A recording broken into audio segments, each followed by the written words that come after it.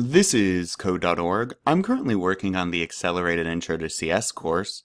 I'm on the lesson The Maze. Let's see what we're doing.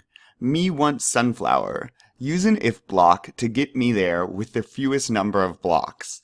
Okay, so this is the if block, and we need to do this with the fewest number. We actually only have 4 more blocks left that we're supposed to use. We've used run, which is 1 out of 5. Okay.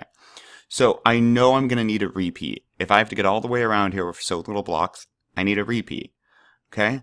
And they tell me I'm going to need an if, but let's see how we might need it. I'm going to throw in a move forward, and I bet I'm just going to go right up here and hit this wall. Okay. So what direction do I want to turn here? I want to go left. All right? So what happens if I do this? Well, I know what's going to happen. I'm going to hit a wall. Boom, boom, boom. So I can't use an repeat and tell him to turn left every time. He can only turn left if there's a left turn. So let's try using this if, and each time I'm asking the zombie, hey, check if there's a left turn, right? Every step. So repeat until we get to the sunflower, the code inside of here. Move forward, and hey, can you turn left?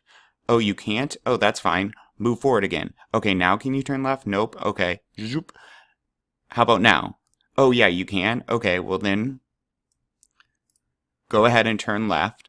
Zoop, bottom. Okay, move forward again. Can you turn left? Nope. Okay, well, we don't need to turn left then.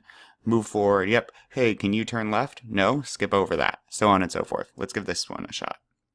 So notice me checking up, and I turn left. And see, and it runs through and checks the if, but it only does the stuff inside of it if I can turn left. Ta-da! Awesome. Let's keep going.